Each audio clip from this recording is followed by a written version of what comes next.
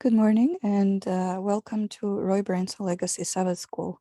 Today, I think we're going to have a very interesting presentation, and Anastasia is going to lead us in Bible reading and introduction. Thank you, Anastasia. Thank you. Good morning, everyone, and blessed Sabbath. The reading is taken from the Epistle of John, chapter 1, 1 to 3, and the Epistle of Jude, chapter 1, 1 to 3, and the Gospel of John, chapter 1, 1 through 18. Here is the reading from Jude. I'll be reading from the new version of the King James Bible. Jude, a servant of Jesus Christ and brother of James, to those who are called, sanctified by God the Father, and preserved in Jesus Christ, mercy, peace, and love be multiplied to you. Beloved, while I was very diligent to write to you concerning our common salvation, I found it necessary to write to you, exhorting you to contend earnestly for the faith which was once for all delivered to the saints. And from John, the Gospel of John, chapter 1, 1 through 18, in the beginning was the Word, and the Word was with God, and the Word was God. He was in the beginning with God. All things were made through him, and without him nothing was made that was made. In him was life, and the life was the light of man. And the light shines in the darkness, and the darkness did not comprehend it. There was a man sent from God whose name was John. This man came for a witness, to bear witness of the light, that all through him might believe. He was not that light, but was sent to bear witness of that light. That was the true light, which gives light to every man who comes into the world. He was in the world, and the world was made through him, and the world did not know him. He came to his own, and his own did not receive him. But as many as received him, to them he gave the right to become children of God, even to those who believe in his name, who were born not of blood, nor of the will of the flesh, nor of the will of man, but of God. And the Word became flesh and dwelt among us, and we beheld his glory, the glory of the only begotten of the Father, full of grace and truth. John bore witness of him and cried out, saying, "This was he of whom I said, he who comes after me is preferred before me, for he was before me." And of his fullness we have all received, and grace for grace. For the law was given through Moses, but grace and truth came through Jesus Christ. No one has seen God at any time. The only begotten Son, who is in the bosom of the Father, he has declared him. Let us pray. Our Heavenly Father, we thank you today for the privilege of coming here to worship you, to learn, and to understand. We thank you so much for all of your grace. Please today open our minds to learn more and understand. We thank you, Lord, for all those that prepare the way for Jesus, so that we may receive him and know him. We thank you mostly for the Logos incarnate, Jesus Christ, who always was, who is, and who will come again. Him who is the Alpha and the Omega. We pray today that you bless us all, and especially we ask, Father, to be with those in Maui and all those suffering, mourning, and being in danger. because we ask all this in Jesus' name. Amen. And now I would like to, I don't need to introduce, you already know Dr. Jones. We're very, very privileged to have him here today as our speaker and our teacher. And his subject, as you know, is the axial age. The axial age many centuries ago and now. And now I'll give you just a little background of the many, many accomplishments of Dr. Jones.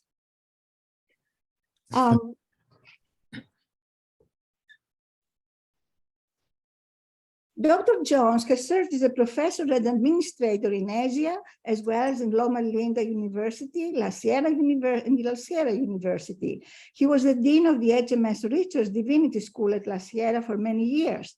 His degrees are from Walla Walla University, Andrews University, and Vanderbilt University. Dr. Jones is one of the handful of people in the entire world who is fully qualified as both biblical scholar and as a phenomenologist of religions. This makes him the perfect person to help us understand the axial age and its continuing significance. Welcome again, Dr. Jones. We're very privileged to have you. Thank you very much, Anastasia, for that kind introduction. And happy Sabbath, everybody. It's always an honor and a joy to join you on these occasions, and look forward to a good mutual conversation here this morning. This this may sound like a rather arcane subject. Let me just say that that it arose with the suggestion from our leader, Dr. David Larson, that we think together sometime about the spiritual pathways that are open to us as disciples of the divine and of spirituality. And as we got to talking about that and the potential for such a presentation, I said, you know, David, talking about the spiritual pathways in various religious traditions really is a conversation that takes its rise from an interesting watershed period in history.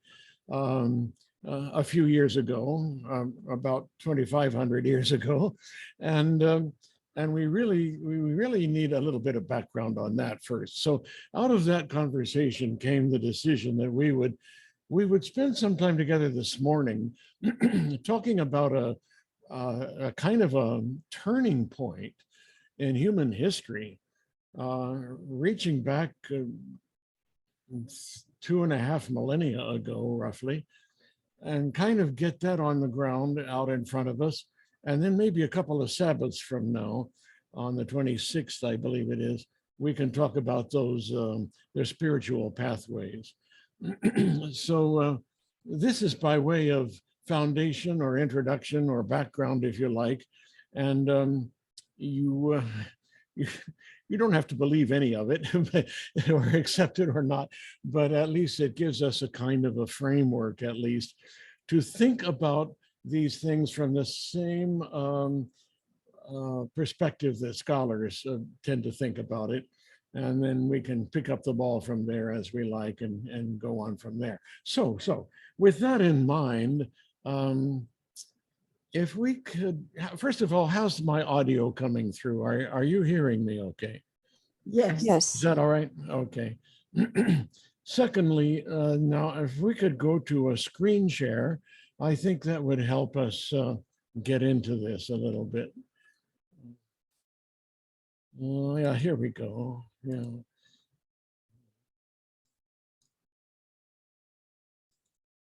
Yeah, here we go. Now, if we can get this into a slideshow mode, there we go. All right. So this turning point time period goes by a number of names, but probably the most common one that's regularly used is the idea of the axial age. a kind of a, yeah, we think of an axis as a turning point today, don't we? As a time when things sort of change along the way, and so that's what we're talking about this time. So we'll see what we can do with this. So yeah, if you please, maybe the question lurking beneath the questions today is this one, or maybe this one, and so we'll pick up the ball with that and move forward and see how it goes. One of the many scholarly writers on this subject, I'm quoting here, this is a direct quotation.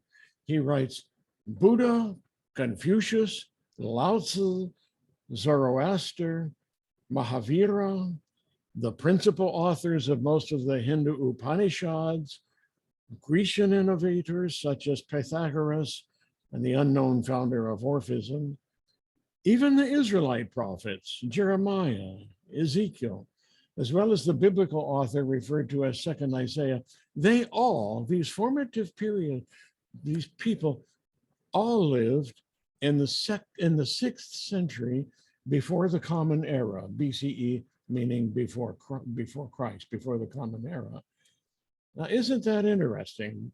What it means is that we're dealing with a spiritual watershed, somehow centered around the middle of the millennium before Christ, nominally between 800 and 200 BCE, but particularly around the 2500s, covering a variety of widespread, far-flung geographic regions and of course civilizations along with that. So if we look at this on a map, we see it looks something like this 2,500 years ago. If we go from, let's start with the center here. Can you see my cursor? Let's start with the center here in Iran, as we call it today, or Persia, and we can also hold alongside, on the one hand, over on the left, the Levant, thinking particularly of Judah and Israel, and further left, the whole of the Roman Empire, actually, but focusing in on Greece. And all of that great civilization. On the right, we have Southern Asia, the great Indian subcontinent, and further over to the right, all the way to the Pacific Ocean, China. These 5 areas all seem to have somehow gone through quite a kind of an adjustment or a reconfiguration of their thinking, their ideas, their religion, their spiritual experience, their classical writings, and of their societies, finally, in this period of 2,500 years ago, roughly. And when we look at religions, then we find ourselves considering Zarathustra, or Zoroaster, as the Greeks called him in Persia, certain of the later Hebrew prophets, to be sure, certain Greek philosophers, the Upanishads in India, that would be the Vedic tradition and Hinduism, as well as the Buddha, and we might as well add Jainism and Sikhism as well at the same time. And if we go all the way east, we wind up in China thinking about Confucius and Lao Tzu, 2 great religious thinkers who lived about the same time. So this is not only a matter of geography, not only a matter of culture, it's a matter of religion as well. This, I think, scholars over the centuries have been intrigued by the fertility and the fruitfulness and the impact of these historical developments.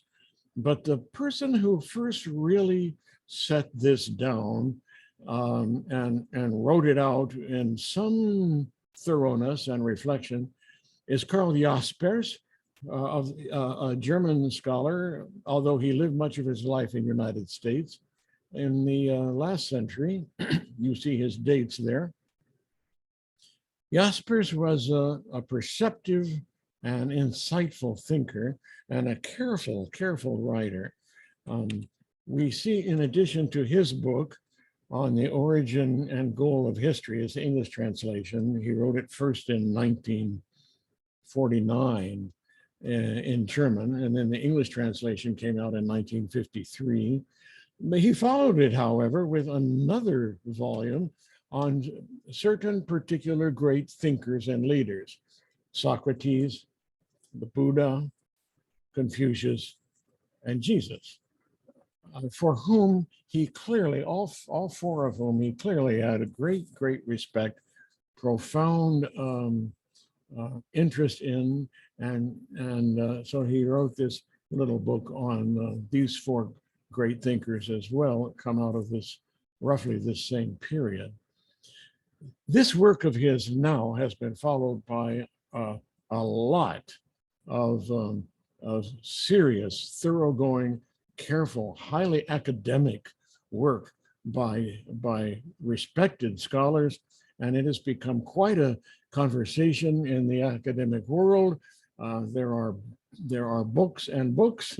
There are journal articles and so forth, and the debate goes on still today. This is still a very lively discussion. Just a couple of quick examples I'll just put on the screen here. Huston Smith. Huston Smith never used the expression axial age, but in his book on the world of religions, he deals at some length with the commonalities, or at least the comparability, I guess I should say, of the world great religious traditions. Karen Armstrong, we will hear from her a little bit later this morning. Maybe at the beginning of our second hour, we can catch just 10 or 12, 30 minutes or so of her great classic work on what she calls the Great Transformation. Yeah, she writes for non-specialists, but her work has been taken up and responded to by a number of scholars as well. Certainly, one of the most important collective works is that edited by Robert Bella and Hans Joas, The Axial Age and Its Consequences. This is an anthology of chapters by a variety of really respected, widely regarded scholars. And the beat goes on. One of the more recent ones is by Stephen Sanderson, Religious Evolution and the Axial Age. And we could easily fill another screen, but you get the idea. This is a very active kind of conversation going on among sociologists of religion, phenomenologists, people of comparative religions, and so forth and so on. So, given that, where do we go from here, and what do we make of all of this? This is not a quotation now, this is just me. I'm talking about some of the turning points or the transitions between before and after. Before this kind of watershed, and after, what does this look like? One of the main transitions seems to be on the level of religious understanding and experience. Pre-axial religion, that is to say, religion back in 1,000 years and more before Christ, seems to be dominated primarily by ceremony, by rituals. And I call these rituals of cosmic maintenance. That's not my invention, it's a commonly used expression. That is to say, offerings, sacrifices, ceremonies, the ritual life, in other words, oriented toward ensuring the regularity of nature's great cycles, day and night, months, seasons, years, for the purpose of fertility of the crops, how to know when to plant in order to harvest before winter comes and destroys the crops or whatever. All of this predicated upon the assumption that religion has to do with the natural world, with the movement of the planets, the sun, moon, and stars, with the great cycles of nature, and that the gods are the ones who make these things happen regularly, faithfully, and on time. And so human role is to keep the gods happy so that they will do those things regularly and on time, with giving them sacrifices and offerings and gifts and so forth. That's kind of the name of the game. That's how it was played. Yeah, even among the Israelites and Hebrews to some extent, as well as all the surrounding nations around them. You get the picture. Ritual really is important in that kind of a setting. On this side of the watershed, by contrast, yeah, now from 2000 something onward, we see a shift, and it's a shift that moves from ritual to theology. It's a shift, if you please, to a different order of thinking. Scholars call it second order thinking. In some ways, it's thinking about thinking. In some ways, it's theology about theology. There's a sense of stepping back, and taking a look at what we think and asking critical questions about it, and trying to come up with complex theories. This is a process. It may pertain to certain elite levels of a given society, but anyway, that it moves beyond the priestly class. The priests, in these various great societies and cultures, the priests, the shamans, the magicians, the people who are called the technicians of the sacred by cultural anthropologists. They're educated in the rituals long ago, and they were the ones who paid attention to the temple round of duties, who advocated them. And they, particularly in conjunction with rulers, kind of maintain the established order. But this side of the axial age, something new happens. You have a new mode of religious experience that's made up of critical reflection on all of this, and that is new. Beyond this shift, then, turning from priests to philosophers and theologians, we can see an opening up of various different pathways, different options for the religious life, different ways of understanding and walking in paths of moral conduct.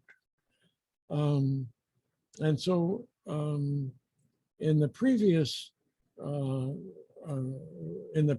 old way, people were reduced to mere ritual compliance. They were excluded from insight or understanding. But now, after this watershed, we find emerging different, varied, diverse pathways for different people at different stages or situations in life. And that's what we'll talk about with regard to the spiritual paths next a couple of Sabbaths from now on the 26th. But for the moment, it's enough to just notice this shift from ritual to reflected conscious choice of pathways. And so we see here are the categories in part, and these, for today, I'm just going to give us some quick examples of various illustrative cultural contexts for this. And I could list many more, but I've chosen these 4 or 5 categories just to get them out in front of us, kind of simplify our conversation today. So things we'll be thinking about in these different world religions have to do with ritual, its role in life, its purpose, and how it works. Yeah. Questions of personal relationship to the divine. Before the axial age, it was assumed, particularly in Greek and Roman religion, that yes, there are gods, but they don't have much to do with us, and we don't have too much to do with them either. And they're just kind of gigantic enlargements of human beings, sort of. And questions of the gods are understood differently in the various traditions we'll be thinking about for a bit here this morning. Questions of our own personal accountability. What is our personal responsibility as we move from ritual religion to moral religion? You can see the issue, right? Questions of divine assistance, of grace, of divine mercy upon us.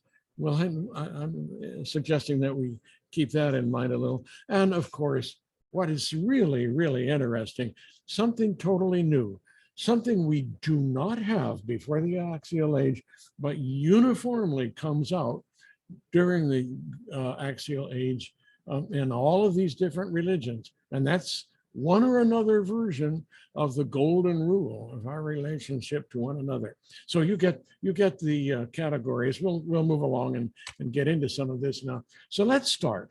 Let's pick up on 3 or 4 of these this morning, just quickly, just a few screens on each, just to get some ground under our feet here a little bit. And so I'm starting, first of all, with the earliest monotheistic religion that we know. It seems to have arisen in Persia and in what we would call Iran today. It was a religion of many gods to start with, but Zarathustra chose one and eventually developed a whole theology around that one. Zarathustra, or Zoroaster, if you want to give him his Greek name, he was a prophet. He lived in Persia. The founding date for his vision among his followers, and we still have Zoroastrians today in Iran and some in India as well. They say that his great founding vision was in a year that would correspond to what we would call 588 before Christ. Now there's I just have to clarify for you, there's a great deal of disagreement among scholars about Zara. We know that he lived, he was a historical figure. There is a good deal of disagreement about when he may have really lived. A number of scholars think he may have been earlier, maybe even substantially earlier. And yet in recent years, the consensus has come back to roughly between 618 and 541 before Christ, before the Common Era. So we can get him identified and roughly located in history.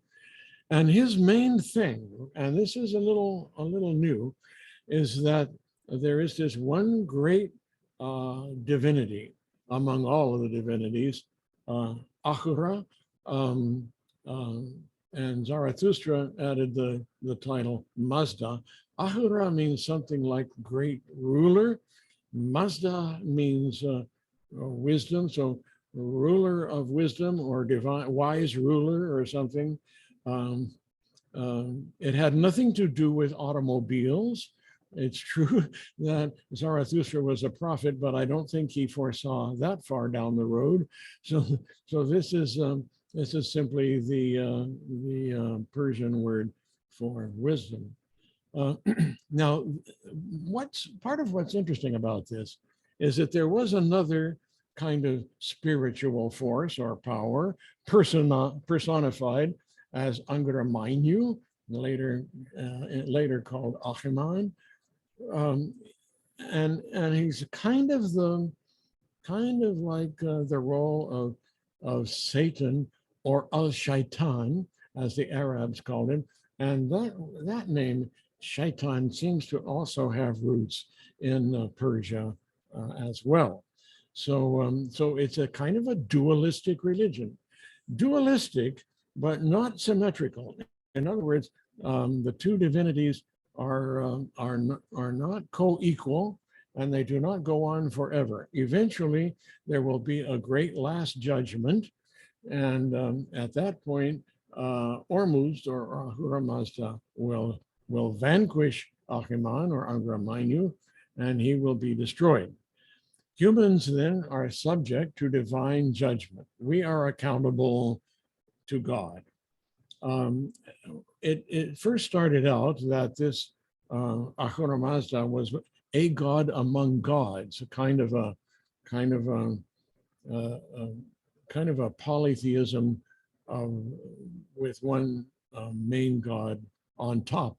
But eventually, Zarathustra actually said there's really only one God, and that is the good God in charge of good morality named Ahura Mazda. Humans then are accountable to this God. In the presence of Ahura Mazda, they will face judgment, and Ahura Mazda will determine about each individual. This is a little bit new. Always before, relationships between human and divine were kind of tribal or ethnic or cultural or clan groups, something like that. But here now we have, for really one of the earliest examples of individual accountability.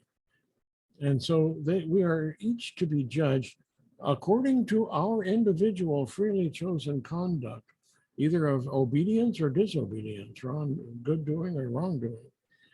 And good doing has a certain kind of set of principles, of a threefold path, which Zarathustra identified as right thoughts, right words, right doing, or good thinking, good speaking, and good doing.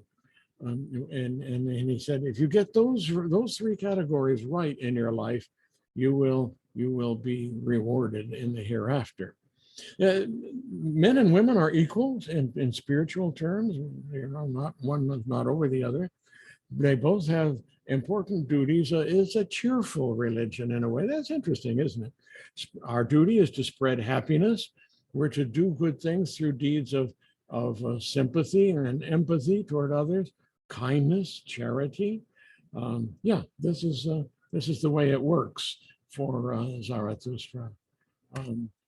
He may have been the earliest or one of the earliest to have held well-developed doctrines of personal individual judgment, one by one. The idea of heaven and hell seems to, we do not have this kind of idea in the early parts of the Old Testament. It seems to have been earlier in Persia. The last day eschatological resurrection, that also seems to be new and rather unique to Zarathustra at that time.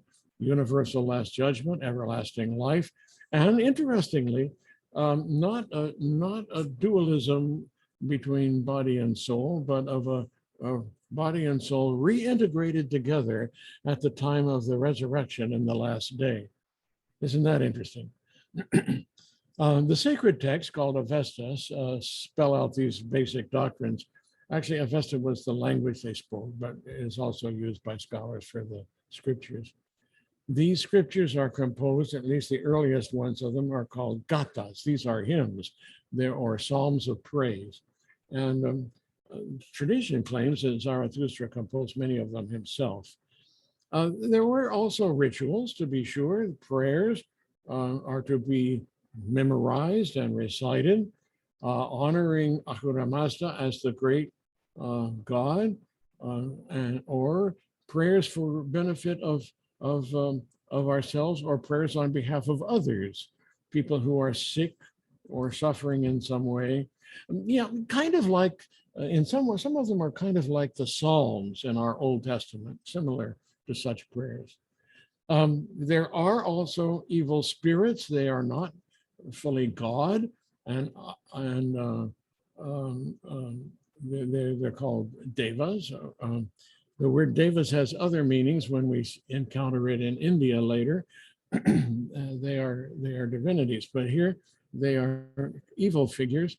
But nonetheless, Ahura Mazda is said to be the single great creator of everything that is, the whole world, the universe, sun, moon, and stars, devas, yeah, even like we think of Satan and the fallen angels. Ahura Mazda is originally the ultimate great creator of them all. So that's kind of interesting in and of itself. In terms of ritual, Zarathustra really basically downplayed rituals, although he did have some ritualized prayers. But basically his thing was to think in terms of uprightness in our moral lives as being the all-important criterion of our judgment in the last day. And so in all of that, Ahura Mazda is the great God that we relate to personally. Ahura Mazda knows everything. Ahura Mazda does not control everything. He dwells in us, helps us, works through us, but does not violate our freedom of choice. Again, that sits fairly comfortably on our shoulders because we're accustomed to thinking of God in much the same way.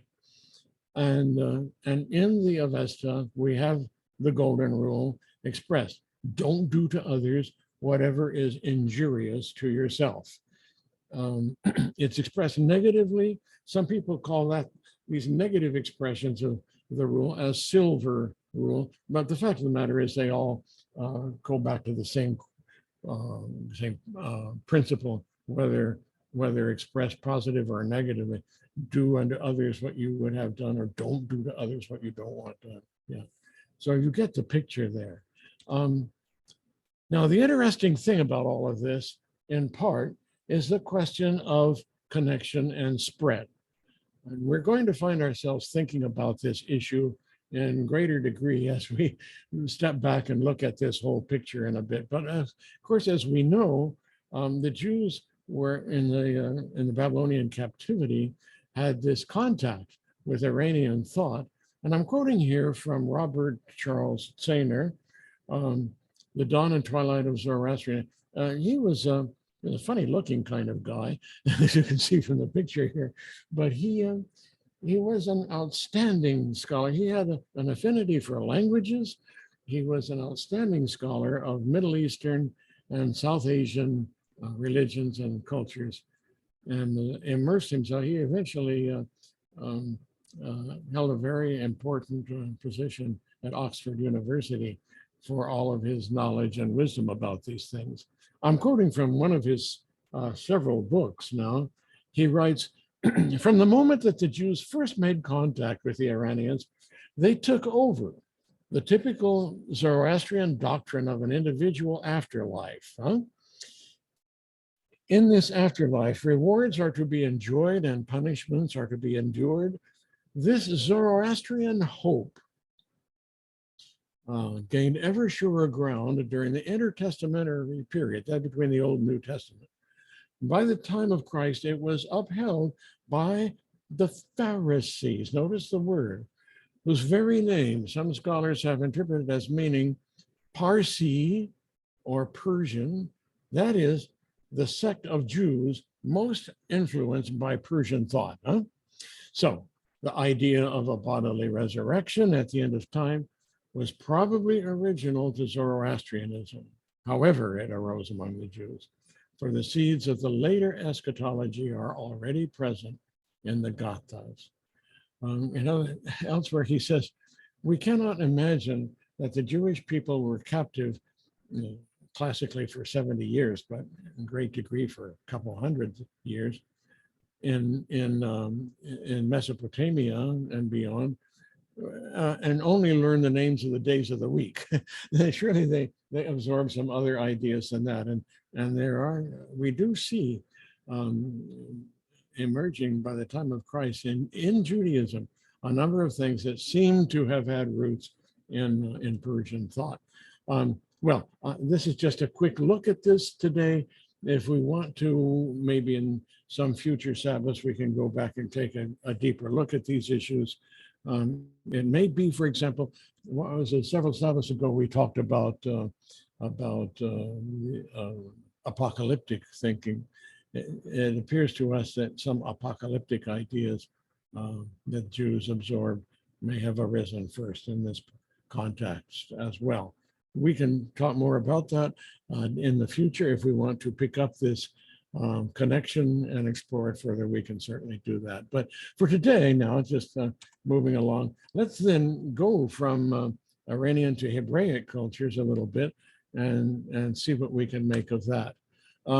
Here we go with some of the prophets, later Isaiah, Jeremiah, some minor prophets, and I've just arranged them in kind of a chronological order. This is a new voice that we are encountering in the later prophets in the Old Testament. We are very familiar with the sacrifices and offerings, the temple worship, yeah, that we all know.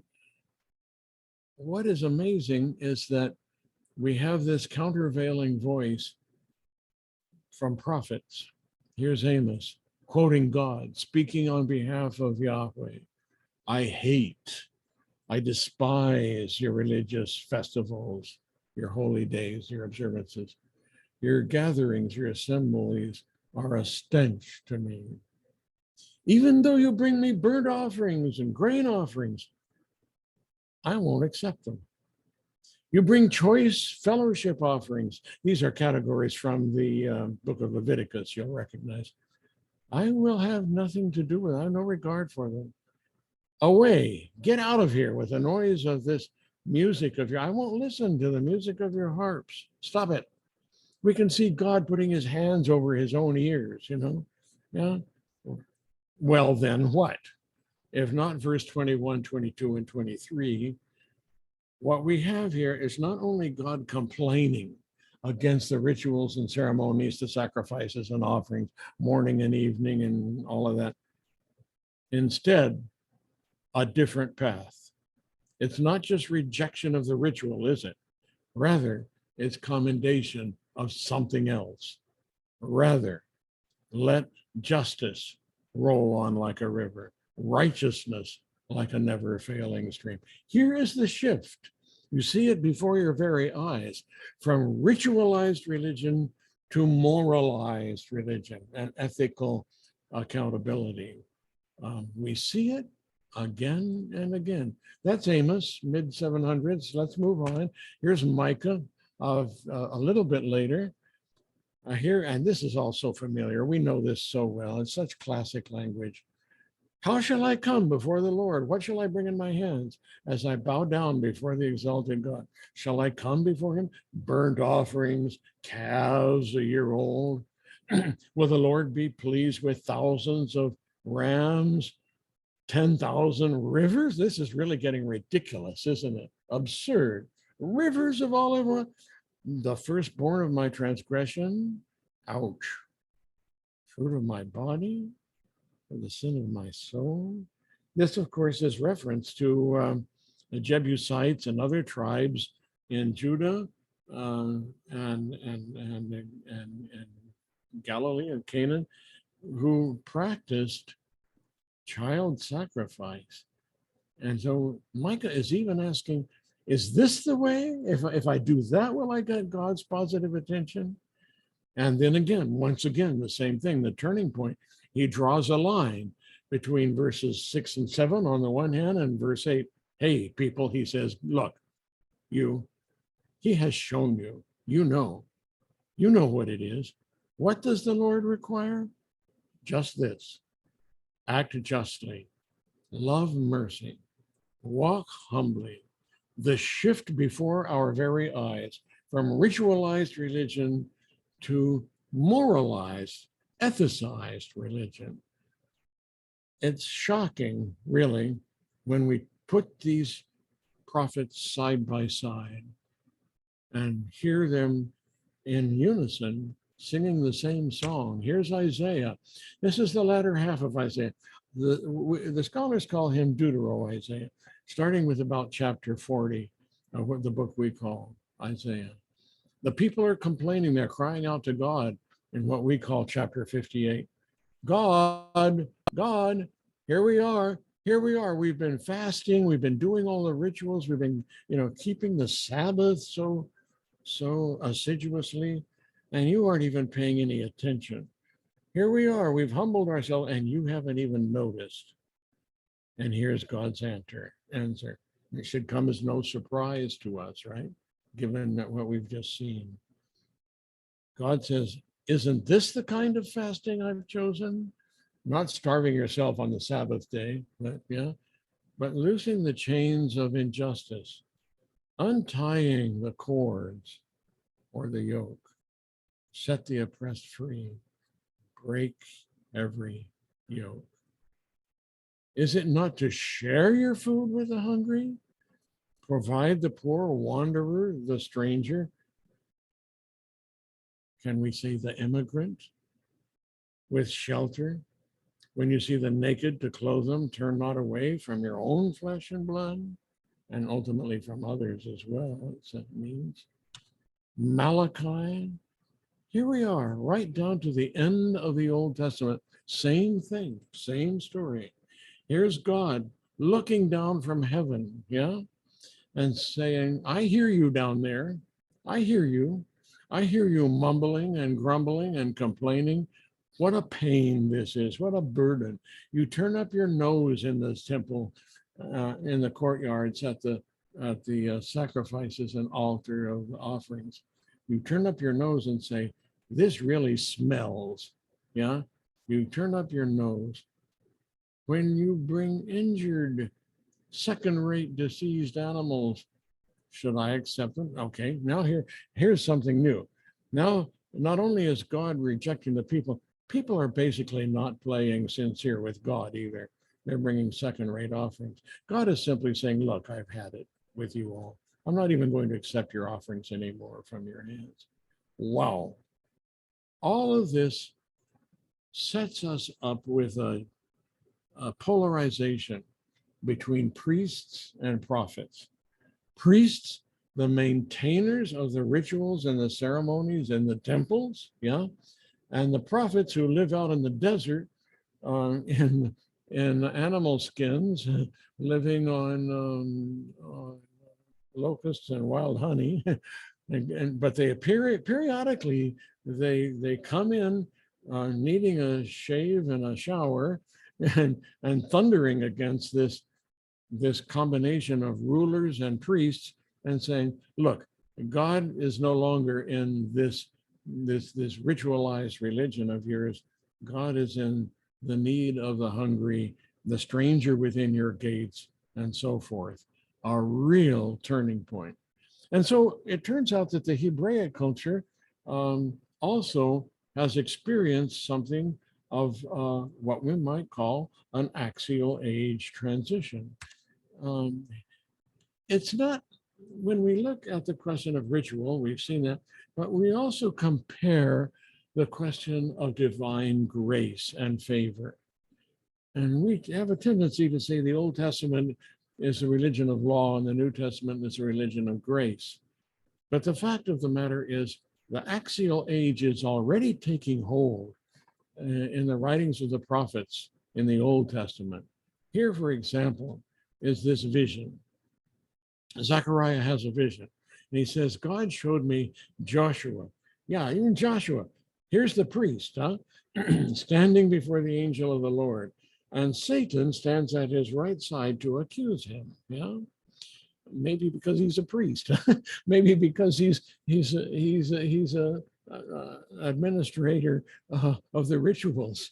But nonetheless, God says to Satan, Satan, the Lord rebuke you. The Lord has chosen Jerusalem.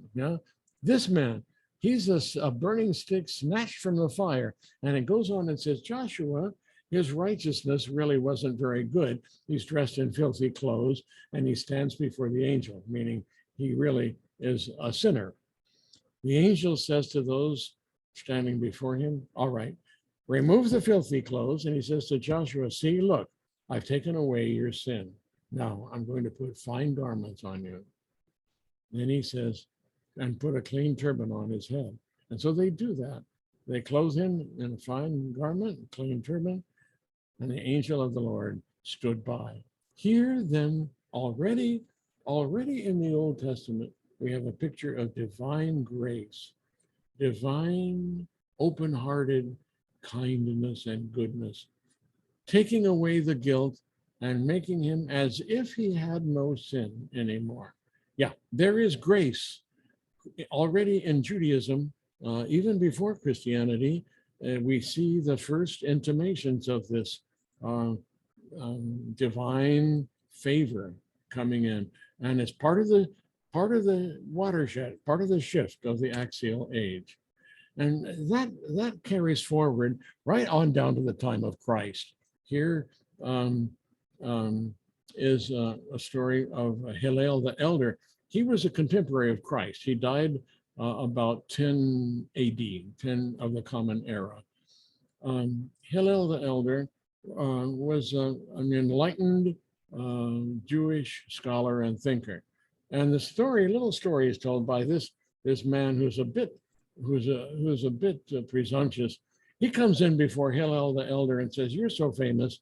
Okay, I want you to teach me, in the length of time I can stand on one foot without falling over, give me the center of the core of your teachings." And Hillel says, "Hey man, that's no big problem. Here it goes. Whatever is hateful to you, don't do to your fellow. That's it. Whole Torah. The rest is explanation, interpretation. Go, get out of here. Go study." Isn't that interesting? Here we have the turning point of the Golden Rule, already carried forward into what we call New Testament times. And Jesus himself, of course, stands right with Hillel, right in the tradition of Hillel. He saw himself in line, not with the prophets so much as in line with the priest, not in line with the priests, but rather with the prophets. Here we have Jesus and Matthew. Do to others what you want them to do to you. Yeah. All the law is fulfilled in one word, just this: love your neighbor as yourself. That's it. Jesus has got it. He stands very much in the tradition, not of the priests so much as of the prophets. And indeed, in Matthew, he sounds a lot like Hillel when he says, "Go, learn. What I want is mercy, not sacrifice." There you have it. Prophets, not priests. Huh? I've come not to call the righteous, but sinners. These are familiar words from Jesus, but we can see the background behind them already in this watershed that's shaping up in Judaism even before Christ. That's that. Let's move on. We'll do a couple more. We'll do a quick thing with India, and I'll buzz down through this quickly now because the clock is moving. The Vedas are among the oldest sacred texts. The Upanishads are commentaries, kind of, you can think of them that way, as on the Vedas, and they are composed during the Axial age. In the last paragraph here, there's a growing reserve against violence and suffering, especially against sacrifices and the suffering of animals. I'm going to go through this quickly now. Part of what is included in the Mahabharata, or the Mahabharata, depending on how you pronounce it, is the Bhagavad Gita, with its wrestling of morality, of dharma, what is our great duty, also criticism of slaughter of animals, and so forth. I'm moving right along here. Personal relationship to the divine becomes important as one of the pathways, and we'll look at that more in a couple of weeks. The Golden Rule, this is from the Mahabharata. One should not do to another what one regards as injurious to one's own self. This is the rule of Dharma. Other behavior is due to selfish desires. This is arrived at through the insight that our higher self participates in Brahman, the ultimate reality of all that is. Thus, myself and everybody else's self belong together under the ultimate reality of Brahman. We should not pit ourselves against one another. Implications of that we'll unpack further if we get a chance later. The idea of incarnation: Vishnu came into the world as Krishna, much like Jesus does in Christianity as well. An interesting parallel there. Moving ahead quickly with the Buddha. Uh, Buddha seems to move in the direction of personal accountability, responsibility. Uh, don't be influenced by various religious teachers. You just experiment and learn for yourself what works for you. There was a bunch of villagers in the village of these people called Kalamas. Buddha says, they come to him and say, there are so many teachers, which one should we follow? Buddha's answer is, don't be led by the authority of various religious sects and texts by other teachers. You just experiment and learn your own way. Yeah, don't go by what's handed down or by authority of your traditional teachings. When you know within yourself, this is interesting. This is different. Buddha is different from some of the other axial age teachers. He said, when you know within yourself, this is good or this is not good, instinctively, only then that should be your guide. And when it comes to the question of ritual, Buddha was pretty dismissive. He didn't have much use for rituals. He says that those are fetters and barriers. You find your own way within your own personal meditative pathway. You know, with regard to grace, the earliest teachings in the Theravada tradition of Buddhism, divine grace doesn't seem to play much of a role. He says rather it's those who rely on themselves. So this is different. This is non-grace, right? Yeah, but and so he says there is a path. You tread it. In the original Sanskrit, the subject you plural is there. You tread it. Yeah. But then, as Buddhism ripened and migrated across the Himalayas up into the north, there emerges a very clear role for grace in Buddhism. Christians often like to claim that their religion is the only religion of divine grace. That's not true. The idea of the bodhisattva, the person who goes through many lifetimes improving and improving until he or she ultimately becomes a bodhisattva. That's a person who has only one lifetime in this world left to live, who chooses not to check out of this world, but to stay on, remain in this world in order to share merit or favor to help other people. Strong picture of grace there. One only has to call out in faith, call out in name to one of the bodhisattvas, and there are many of them, in order to receive merit and support in your pilgrimage. Out of that then comes the golden rule: hurt not others in ways that you yourself would find hurtful.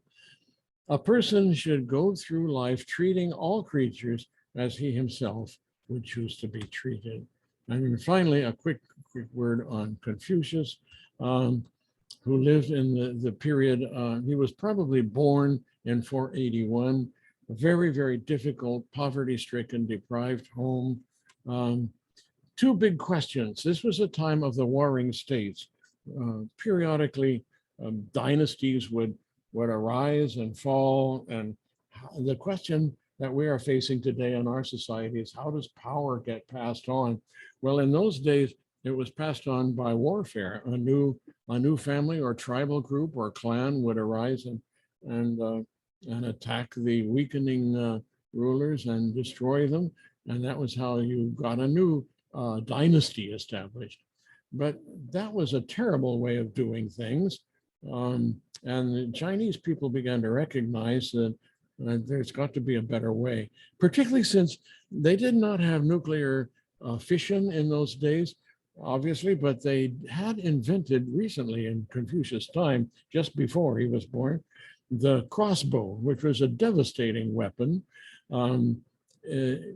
for several reasons. I won't take time to get all technical about it now, but it was a murderous weapon. It fired not arrows, but iron bolts. And these could be shot as far as a kilometer or more, and they were lethal. Massed armies armed with crossbows could just wipe out another whole army. And so already the question was arising, these armies, as they fight each other, they're practicing scorched earth policy. The peasants are being destroyed in their hundreds of thousands. We have records of millions of peasants dying of starvation and during these periods of warfare, intermittent warfare. How do we avoid then, in the destructiveness of armies to one another and toward the populace at large, it began to look, they could ask, it looks like we're going to wipe out the whole human race. How do we avoid doing that?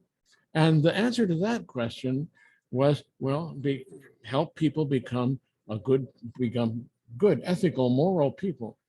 And then the following question was, how do I know what that is? Enter Confucius. And Confucius' answer, believe it or not, of all things, we've had ritual questioned already in these other religions we've looked at. Here now is Confucius' answer, ritual. Surprise. While the other faith traditions seem to be turning their backs or softening the impact of ritual, Confucius reinforced it. But he did it in a very interesting way. He did it in a way not so much as offerings of the ancestors. Confucius followers used to ask him, what about the ancestors? What about the hereafter in your teachings? And he consistently replies, hey, I don't know. I don't know anything about this world. You want me to answer you about the nether world or the afterworld? I don't know anything about it. Nonetheless, he said, observe the rituals, not for the ancestors, but for their impact upon you, how they make you relate to your family, to your village, to your clan group, what they teach you about refinement, sensitivity of heart, open-heartedness, soul. Yeah, here is how you know who you are. And when your neighbors practice the same rituals in the temples, your heart goes out to them, even at times of funerals and death and so forth. We don't have time to talk about that today, but if we want to, we may come back to Confucianism and unpack that a little bit further. For that reason, as you can see at the top of our screen, Confucius is called by scholars the first functionalist. He was interested in the rituals, not for their theological or spiritual, or I should say ancestral worship, but rather for their impact on us in our lives today. That was their function for Confucius. And so he always said he was a preserver of the ancient teachings, but in fact, he's repurposing those ancient teachings in interesting new ways. We won't have time to talk more about that today, but maybe in a future opportunity.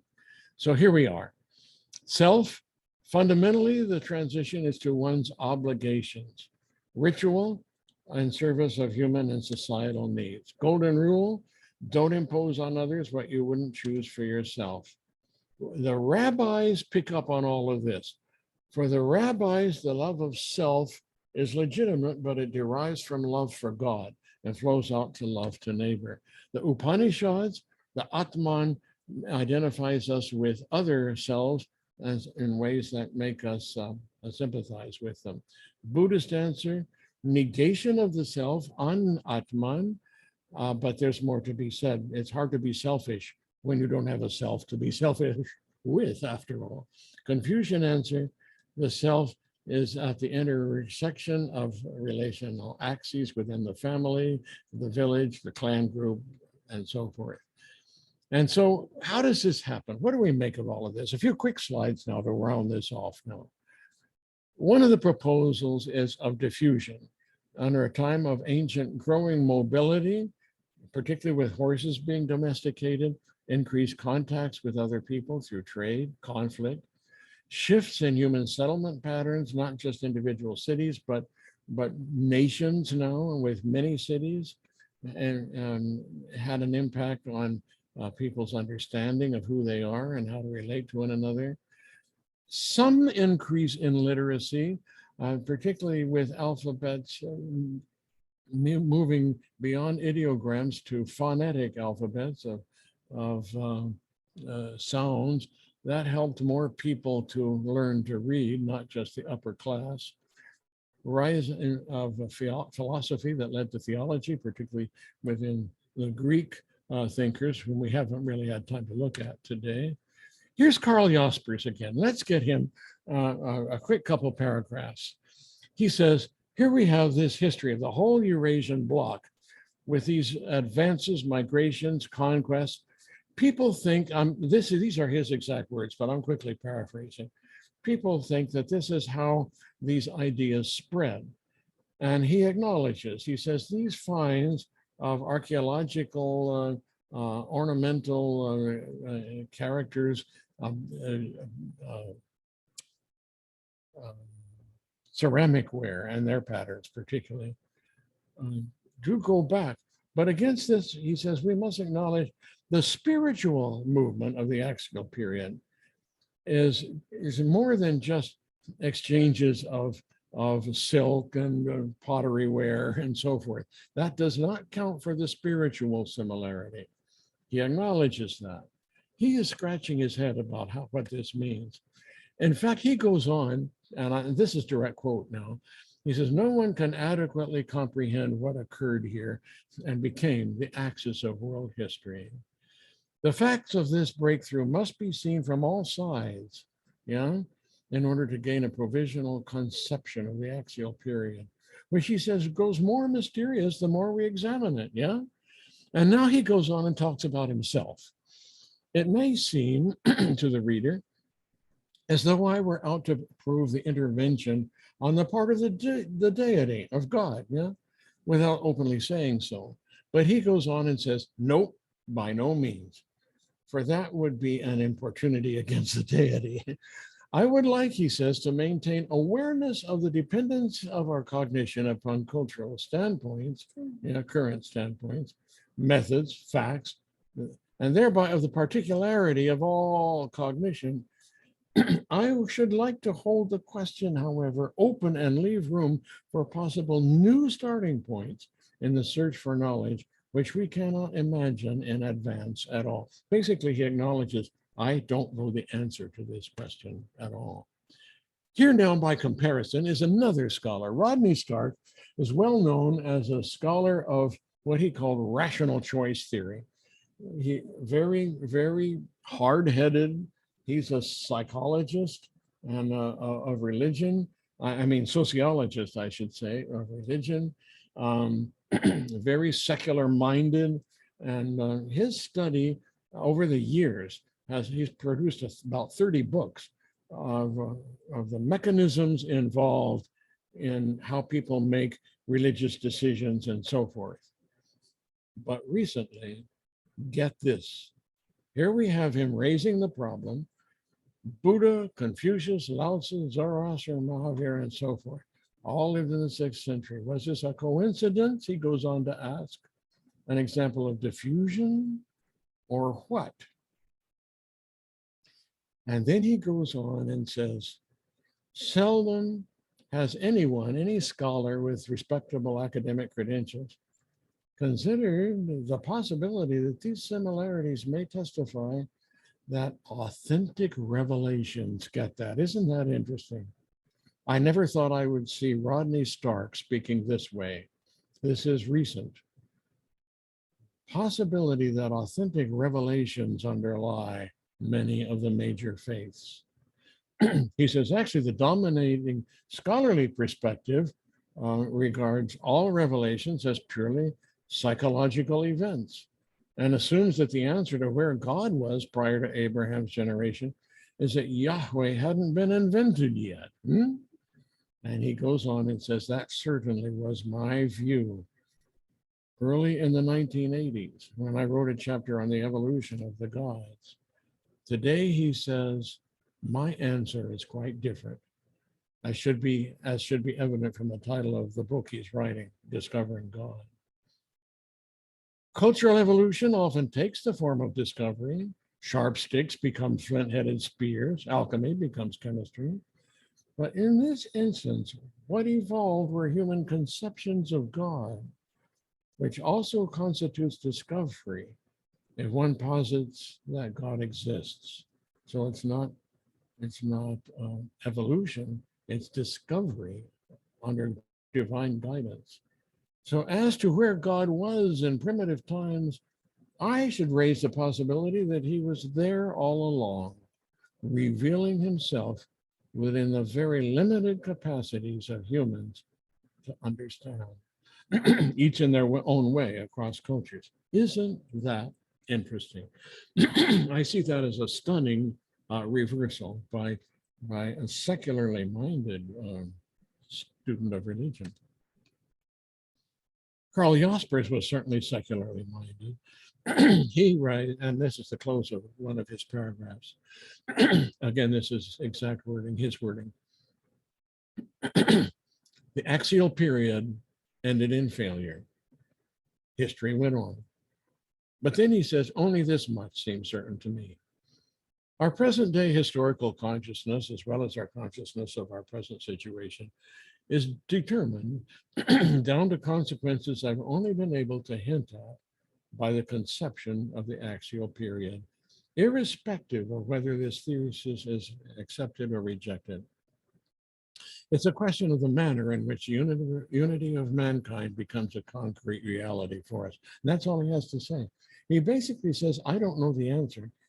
He certainly isn't claiming that it's God. And basically he says, hey, it ended. They tried and history went on, and that's where we are. However, there is more. For an example, which we will see in our coming hour, of an author, an important influential voice of the continuing impact of the axial ages, we have, in fact, Karen Armstrong. A couple of quick quotes from her, and we'll round this off.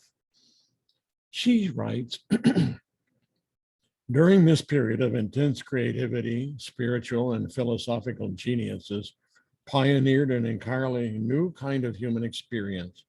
Many of them worked anonymously. As she says, the axial age was one of the most seminal periods of intellectual, psychological, philosophical, religious change in recorded history. In fact, she says, to this day, we really have never surpassed the insights of the axial age. In times of spiritual and social crisis, men and women have constantly turned back to this period for guidance.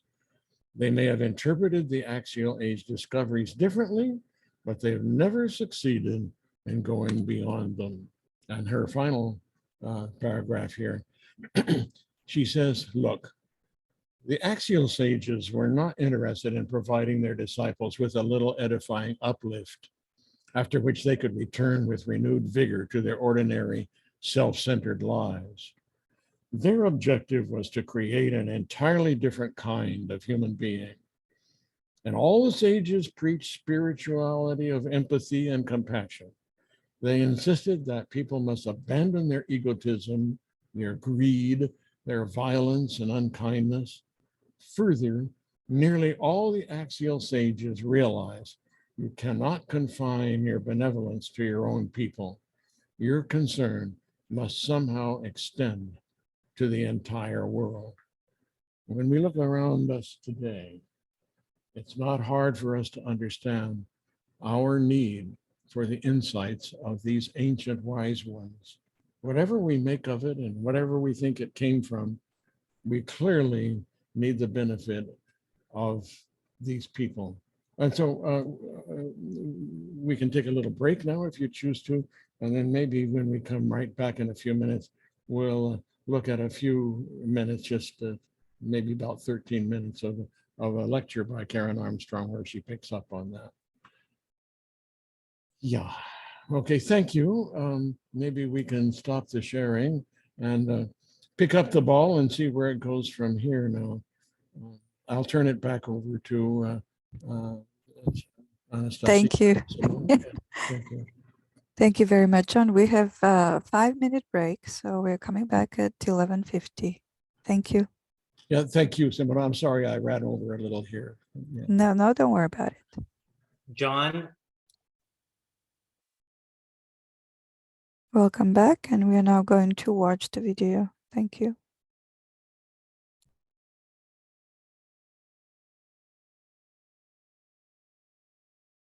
Thank you. A very great pleasure to be here in Dover. Thank you for that very kind. Could you please adjust the volume a little bit higher?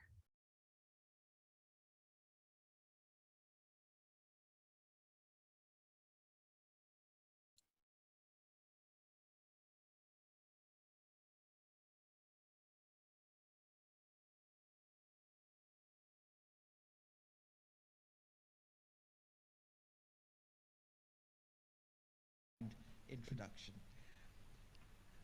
I'm convinced that religion has a major contribution to make to one of the chief tasks of our time, which must surely be to build a global community where people of all persuasions can live together in harmony and respect. And yet, how can that be when so often religion is seen not as a solution, but as part of the problem?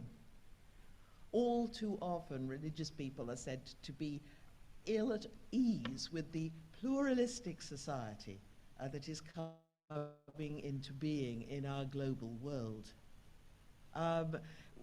People seem to think that religion is the cause of violence. I've lost count of the number of times I've jumped into a taxi in London, and when the cabbie asks me what I do for a living, I'm informed quite categorically that religion has been the cause of all the major wars in history. In fact, the cause of a war is usually ambition, hatred, greed. But often these self-serving emotions are given an idealistic or a religious coloration in order to sanitize them. And yet, of course, religion has been implicated in some atrocities of the recent past. And yet, I still am convinced that it has something important to teach us. And so I was very pleased when I received this invitation and heard that the faculty here at Georgetown wanted me to focus, or at least to take into my discussion, my book on the Axial Age, the Great Transformation. Now, what is the Axial Age? Well, the phrase was coined by Karl Jaspers, the German philosopher, to refer to that moment of history which was the pivot of humankind's spiritual experience. It stretches from about 900 to 200 BCE, at the time when all the major world faiths that have continued to nourish human beings either had their origins or their roots. This kind of new spirituality took place in 4 distinct regions of the world: in China, in India, in the Middle East, and in Greece, in Europe. Thus, in China, we have the growth of Confucianism and Taoism. In India, Hinduism and Buddhism. In the Middle East, we have the roots of monotheism, which would come to fruition later in Judaism, Christianity, and Islam. And finally, we have the philosophical rationalism developed in Greece, which has been the origin of Western rationalism and has become a religious movement in its own way, a philosophical movement that has shaped the lives of many people, not only in the West, but also in the Muslim world. This is the age of the Buddha, Confucius, the sages of the Upanishads. It's the age of Socrates and Plato and Aeschylus. It's the age of the great prophets of Israel. And later, of course, the age of the great rabbis of the Talmudic age, the age of Jesus, and the age of the Prophet Muhammad, peace be upon him. But what have these long ago luminaries to say to us today in our 21st century? These faiths are all marvelously different. People often accuse me of saying that I'm trying to say that all religions are the same. All religions are not the same. My job as a historian of world religion would be much, much easier if they were. Each of these traditions has its own distinct genius, each its own particular insights. And I personally have learned and been edified by them all. And yet they have certain values in common which speak directly to our current condition. One of the things that I think has gone wrong in the modern age, because it is certainly true that religious people can be opinionated, exclusive, intolerant, is that they insisted that when we speak of the ultimate reality, which is being called God, Nirvana, Brahman, Tao, we think we know what we are talking about. These people insisted that Brahman, God, Nirvana, Tao was beyond what we could know. We can have intimations of it, but we can never define it. When I was a child, at 8 years old, I had to learn this definition of God in the Roman Catholic Catechism. God is the Supreme Spirit who alone exists of himself and is infinite in all perfections. Now, I have to say that at 8 years old, that didn't mean much to me. And I still find it, frankly, a rather pompous and arid definition. But over the years, as a result of 20 years of studying the religions of humanity, I've also come to believe that it is incorrect, because it takes it for granted that you can simply draw breath and define a word in English whose original meaning means to set limits upon a reality that has to go beyond everything we can think and know. When we speak of God, we're at the end of what words and thoughts can do. Allahu Akbar. God is always greater than anything that we can actually simply say and believe. The Buddha, for example, always refused to define nirvana or say what it was, because he said that it was something that could only be experienced by a man or a woman who had lost his or her ego. That egotism, that selfishness that holds us in thrall to a particularistic, limited viewpoint whereby we relate everything to ourselves and cut everything down to size. Confucius said once to his disciples, "Oh, I wish I did not have to speak." "Oh, why, Master," said his disciples in distress, "if you didn't speak to us, how would we have anything to tell our own students about you?" "Heaven does not speak," said Confucius, heaven being the high god of China. And yet, look how effective heaven is. Because of heaven, the stars wheel in their constellations, the 4 seasons follow one another in due order, and yet heaven has no speaking, heaven has no words.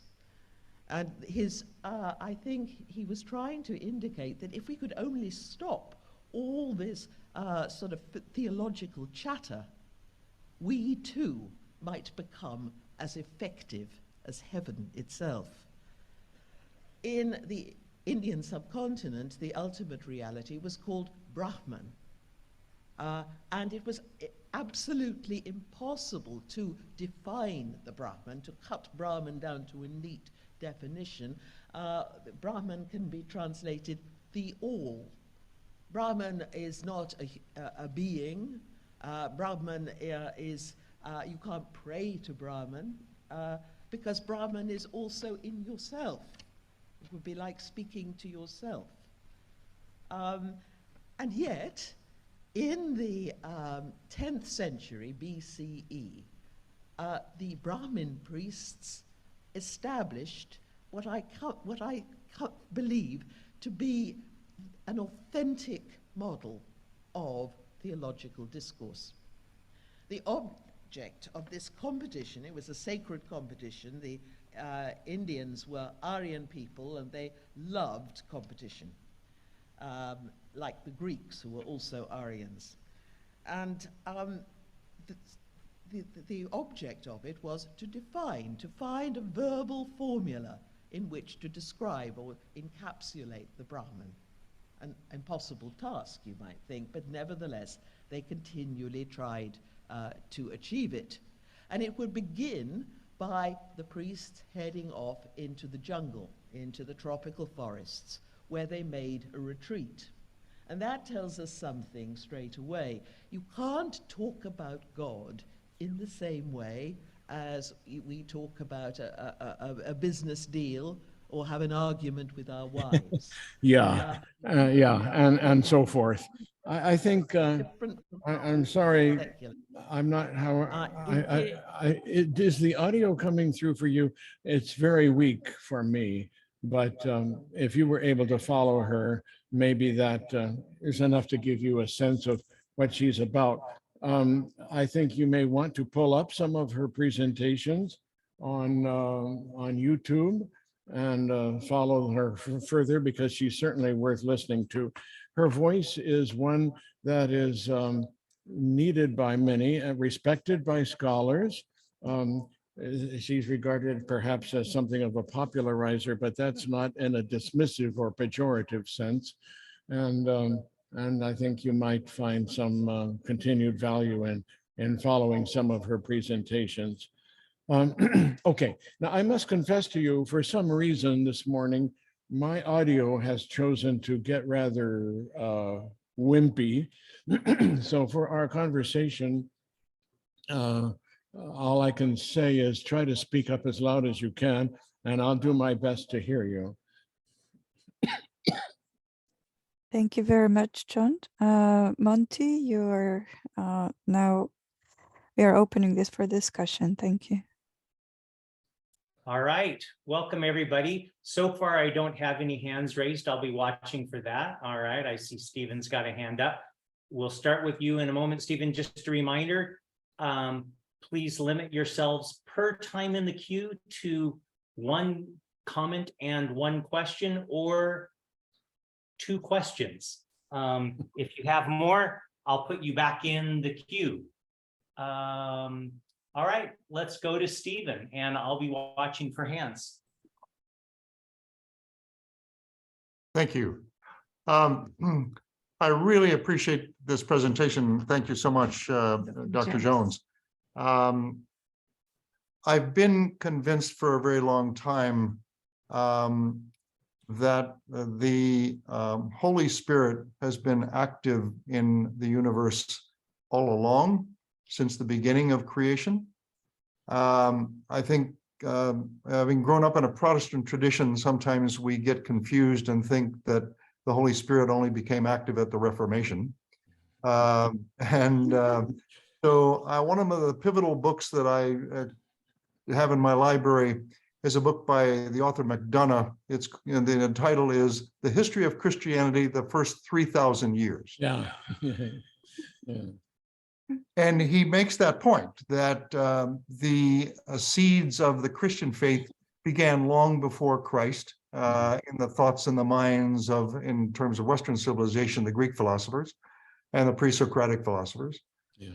And this presentation kind of widens the scope of that. And the emphasis that I also see is one that very often we get wrapped up in words when words are insufficient. Yeah. The philosopher Wittgenstein, made a point of making that distinction, that words are very limiting, and therefore we get confused, and we sometimes confuse the word with the reality. In fact, that's far from the case.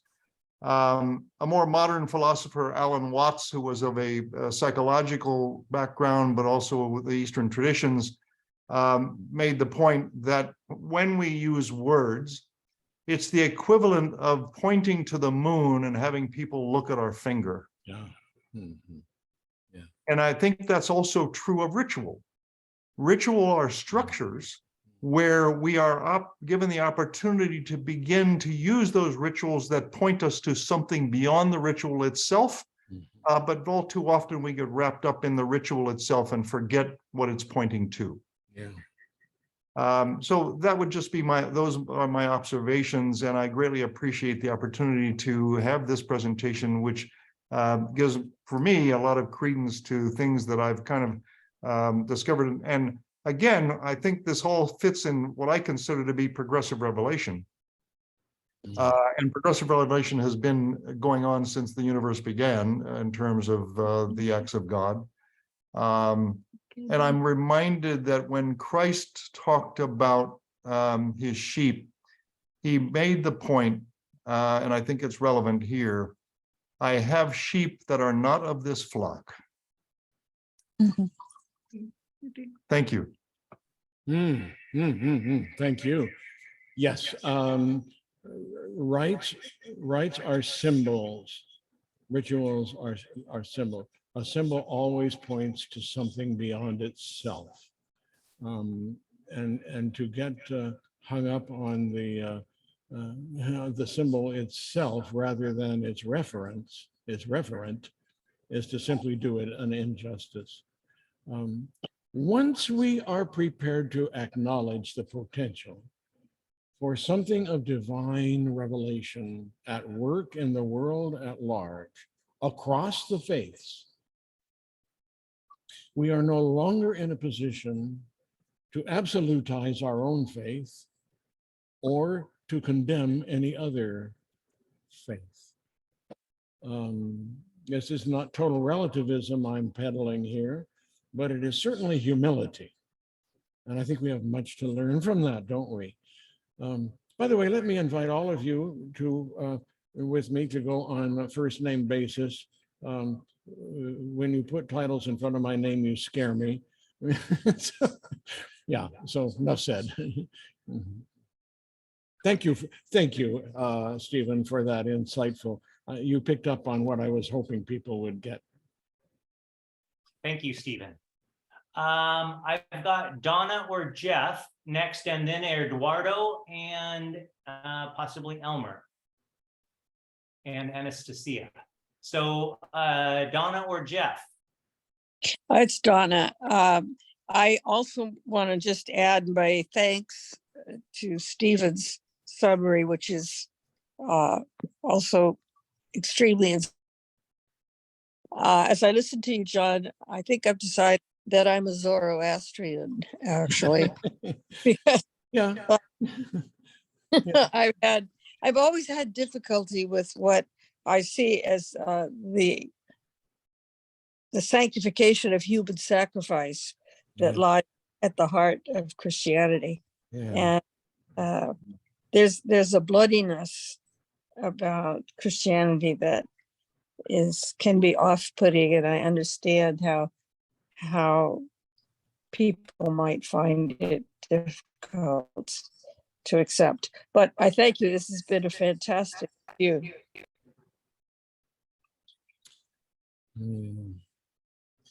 Yeah, That's thank all. you. Yeah, thank you for that. The fact of the matter is that Jesus' life, death, resurrection is itself meaningful and rich to the extent that it is a symbol. But a rich symbol is multifaceted and inherently endowed with potential diversity of meanings accordingly. As the earliest Christians tried to figure out the referent of the symbolic value of Jesus' life, death, resurrection, they, of course, could only look at that symbol from in the context of their cultural and religious setting. They could only see value in terms of their values. And the Roman Empire was a wretchedly bloody place. the problem that we asked here this morning, what was the problem that the various cultures were facing? The problem in China was certain questions. How do we survive? The problem for the Mediterranean world, uniquely and newly, was a problem of guilt. And so they could only hold up that lens to Jesus' life, death, sacrifice. It had, if it was to work for them, it had to work in terms of solving guilt. That was their classic problem. Now, we may say that in some ways it's everybody's problem, and rightly, broadly enough defined, it may indeed well be. But you are right, Donna, that that knife may not cut for us as sharply and effectively as it did for them. We may find ourselves needing to pose other issues, which Jesus' life may also equally well address, and bring that to bear. And I think that the problem for us is to give ourselves permission to do that. The problem, of course, is that once we come up with a statement of creedal formulation, it no longer is able to be changed. Creeds are fine as long as they don't lock us up. I think that you are right, not only to define yourself perhaps with reference to one or another of the other faith traditions, but you're also right in giving yourself permission to recast the tradition in which you were raised. In fact, it happens that that Karen Armstrong is doing something of the same, as you maybe picked up in her lecture. Well, I'm rattling on about that, but you get my point, huh? All right, thank you. So I've got Eduardo, then Anastasia, and then Elmer. Let's go to Eduardo. Thank you. John, I recently read, I don't remember who wrote, Jones or Wagner or somebody else, the difference between the great teachers of all history is that they all teach good morals. But the difference between Christ and the rest of the teachers is that Christ provides to live up to those morals, and the other teachers don't provide. And I think he mentioned that not even themselves did live up to those morals. What do you think? Do you think that this brother got it right? Yeah, thank you, Eduardo. I appreciate your question. I think I caught most of it. I'm trying to make the audio help our conversation as much as possible. Yes, the great religious teachers do need to make certain provision for their followers. And it may well be that the case of Jesus of Nazareth is the most clear-cut case of his self-sacrificing provision for his followers, for us. And I'm happy to acknowledge that. I have no reservation about that. Perhaps it's helpful for us to hold alongside the fact that within Buddhism, life in this world, as in Hinduism, life in this world is not a blessing. It is a burden, it's a curse, and avatars, people who have divine background but are incarnated in this world, do it as a kind of self-sacrificing act. That's in Hinduism. In Buddhism, particularly, if you have ripened and matured lifetime by lifetime in a series of spiritual growths, and you are at the point of being a bodhisattva, that is to say, you are at your last lifetime and you can finally have full freedom if you wish to check out. And at that point, there is what is called the bodhisattva vow, in which one says, okay, I choose to keep coming back again and again to this burdensome and painful world simply for the sake of others. I have accumulated enough merit that I can share it with others. And so as an act of grace, I provide, I come back.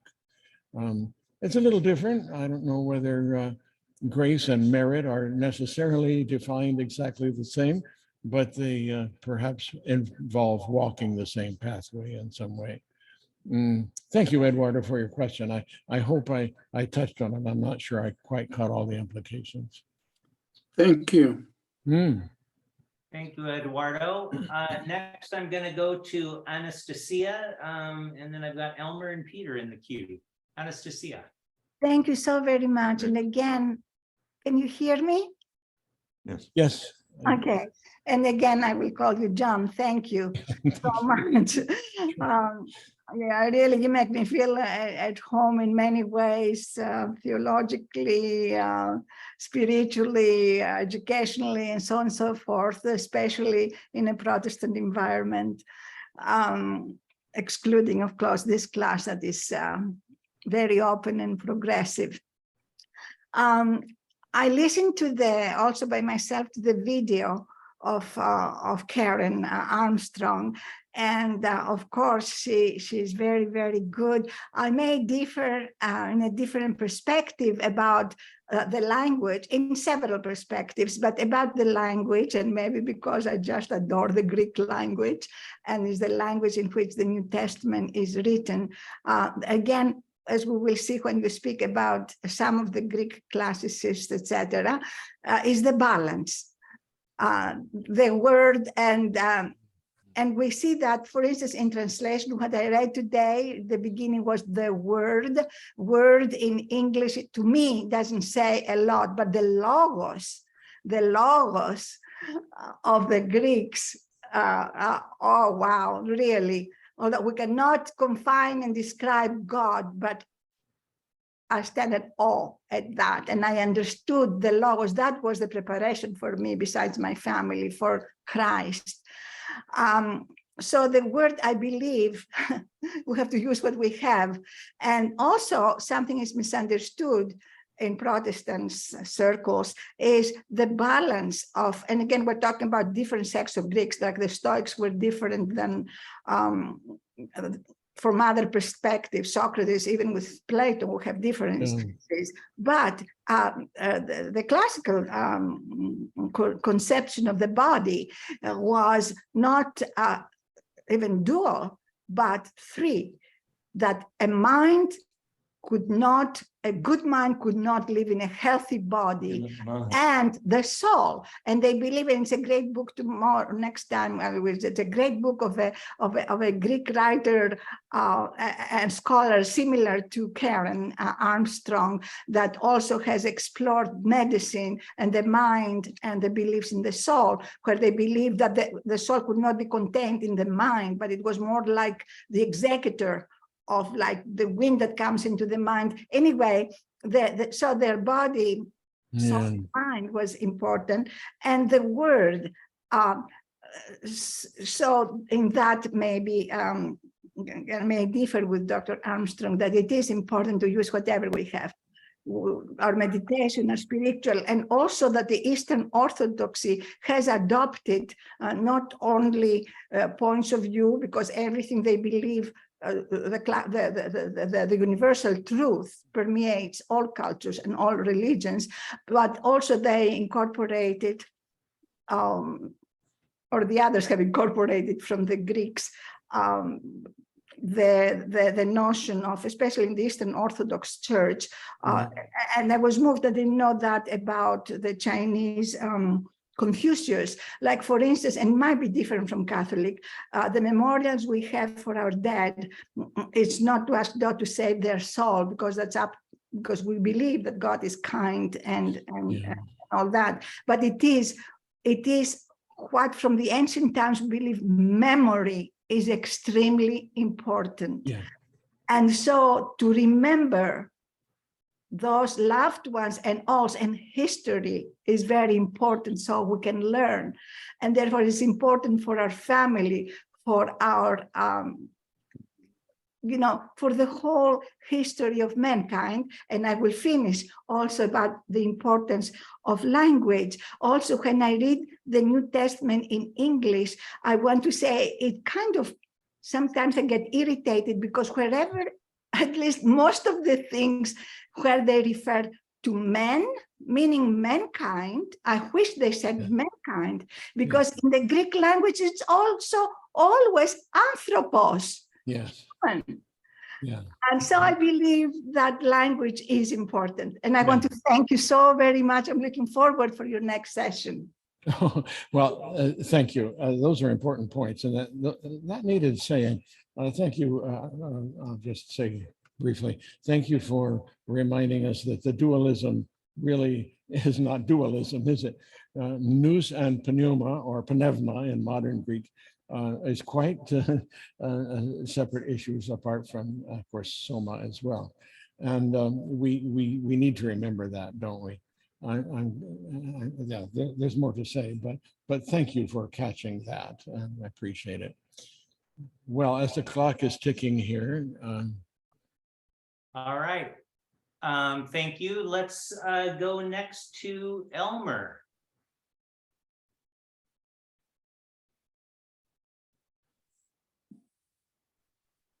Let me see. Hello, John.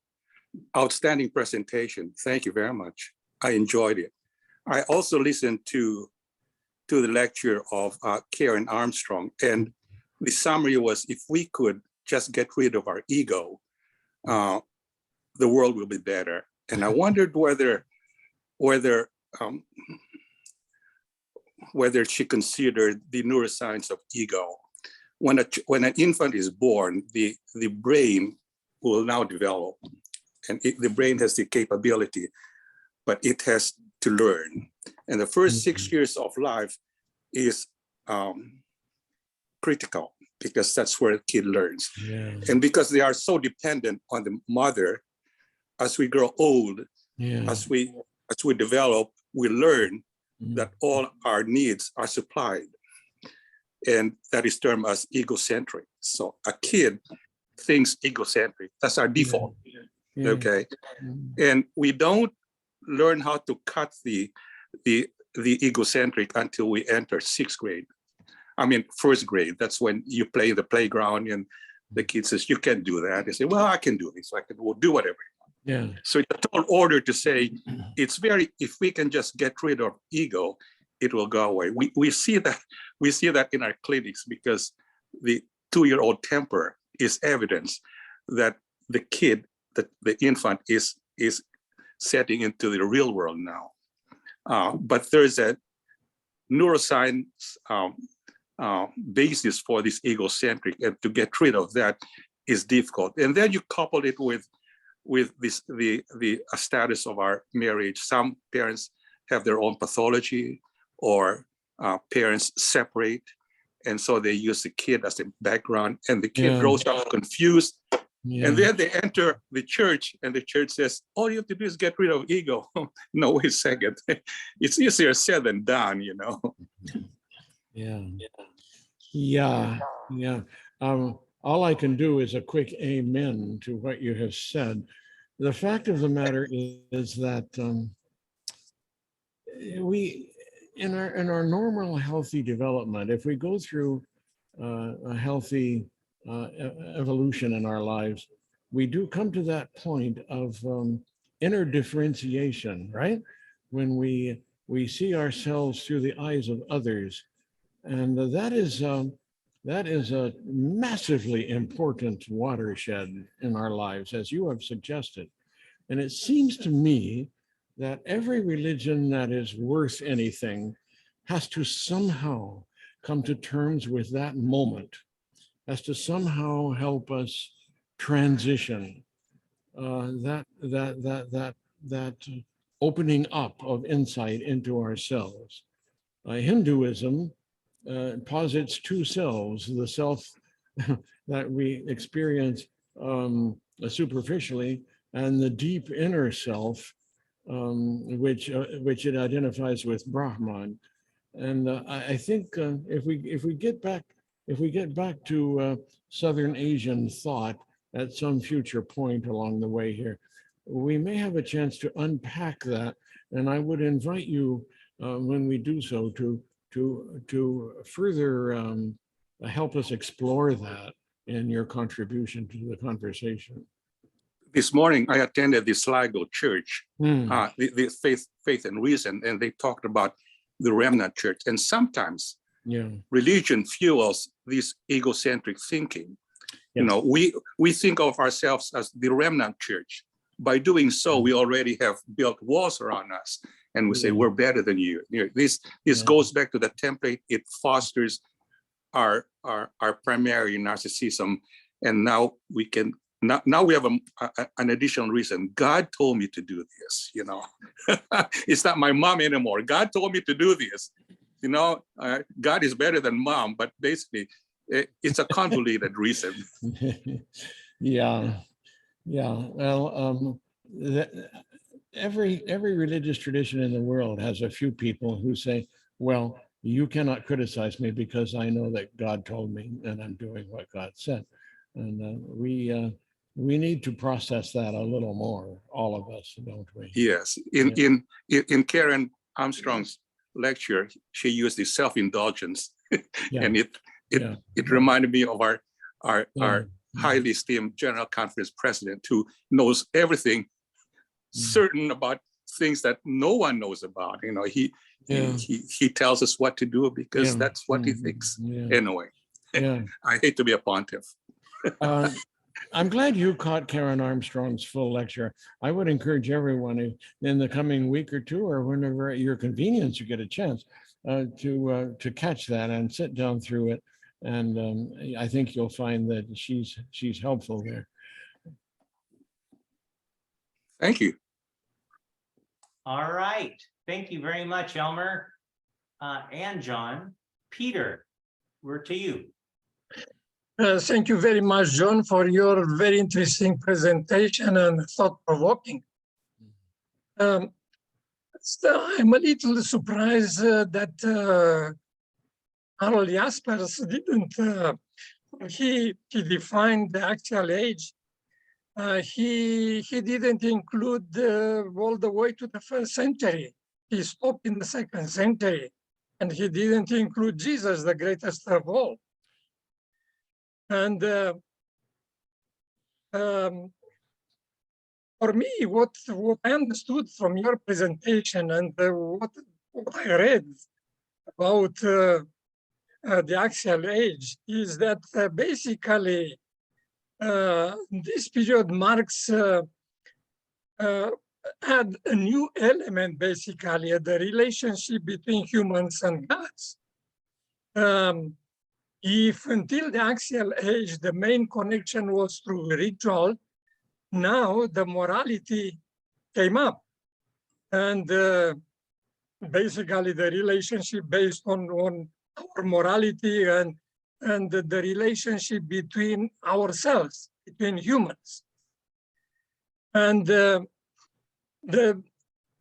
thing that basically I was a little bit unhappy with was that not too much talk about what basically brought this axial age in existence. I know that historically looking at this age, that was the age of the great empires, Babylonian, Persian, Greek, and the kings were called kings of kings. That doesn't explain entirely why these great thinkers in Greece, in India, in China, in the Middle East came up during this time, and not before or later onward. It's just exactly at this time. And what were the factors, the causes that made this age very special? Call it axial age. Yeah. And interesting also is that these great thinkers, they were coming up with this golden rule, looking at the relationship between people, and that was emphasized especially. And also coming back to Confucius, that re-emphasized the idea of ritual. And when I was in China a few years ago with my wife, we had an interesting discussion with the director of the hospital there in Hangzhou. And I brought up this idea of Confucius and the importance of Confucianism in the history of China. And we know, especially I was interested because during communism, they tried to just cover, to take away Confucius as especially as a moral teacher. And I was pleasantly surprised that he's coming back. And there again, interested in some of his teachings. Yeah. And what do you think about, can you talk a little bit about what do you think about the causes, the great causes that produce this great age? Because I understood in your presentation also the idea of mystery and how they spread from one place to another through migration. But are these complete explanations for this? Yeah. Well, first of all, thank you, Peter. A good, thoughtful observations, and they're important. We probably need to give them some further opportunity to think about your ideas as we maybe pick up to this conversation in some future weeks, as we may have opportunity to do. I think it's important to quickly acknowledge a couple of points right now. One is, yeah, I cannot speak for Carl Jaspers. Obviously, he and I stand on different territory as we think together. I think that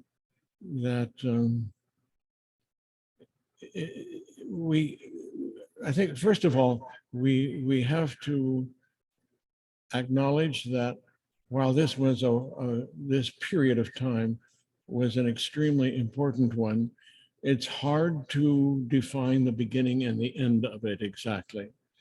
I think that he cut it off at 200 BC, 200 BCE. Perhaps you and I would move it down a little further to include Jesus, but I don't think that Jaspers was trying to exclude Jesus. Obviously, that's why I pointed out that little book that he had written of great axial age thinkers, and he does include Jesus in that. I think that for him, he saw Jesus as a great and visionary thinker. I think he saw him as a continuation of the movement that already had begun within Judaism, from ritual religion to moral religion. And I think that he saw Jesus as extending that further, but I think he also saw Jesus as a companion, so to speak, ideologically, with Hillel, for example. So I think he saw Jesus in a line with and a continuation of trends that were already coming with the later prophets. And that maybe is enough to say for the moment on that. With regard to Confucius, it is true that the Marxist turn in China has borne bitter fruit in many ways. I think they have recognized that in sacrificing all religion, and by the way, they sacrificed not only Christianity as both Protestantism and Catholicism, they sacrificed Taoism, they sacrificed Buddhism, they sacrificed Confucianism. And I think there is a tendency now to awaken in China and realize that they've paid a heavy price for that, that Marxism does not provide an all-embracing and persuasive morality, that they have lost more than they've gained in that Marxist move. And so they are now tentatively allowing Confucianism and Lao Tzu, but also Islam and Buddhism and Christianity to come back in as a source of ethical and moral insight and power and principle in their society. Now, Christianity is a special problem for them because it has been so much connected with the abuses of imperialism, in ways that some of the other religious traditions have not. And so since Confucius and Lao Tzu were both native Chinese thinkers, there is a natural tendency to favor them a little bit. But even so, Christianity still today is gaining some ground in China. The winds keep changing, as you know. And right now, it is a difficult time for many Christians, including Adventists in China. But I think nonetheless, there is a readiness to say, all right, people need religion. No matter what Karl Marx said, people need religion. And there is some readiness to grant Christianity under the principles of the three self movement. That is to say that Protestant Christianity should be self-governing, self-supporting, and self-propagating, not with external imperialistic voices using Christianity as a spread for imperialism. Does that help a little bit? Very much. Thank you. Thank you, Don. Yeah. Thank you, Peter, for your thoughtful question. I appreciate it. Okay, John, I'm going to step into the queue, and this may be our last question, and that'll be negotiated with Simona. I have a question, and I don't remember the timeline exactly when you talked about the different origin for the different. Let me invite you to speak as close to your microphone as you can. All right. Yeah, I will. I'll get closer here. So I don't remember the specific timeline of the different churches or religions where this got introduced, but I'm wondering if you would share what your perspective is on the introduction across this vast space. As I was listening, I heard two, and maybe you would have a third or a fourth, but one would be that there was an origin, and it maybe was Persia. I'm not sure time-wise where that was, and then a spread, or a development of human society, personhood, intellectual ability, or something there, evolutionary development, or call it what you want. Yeah. And then a discovery of God using those new capacities.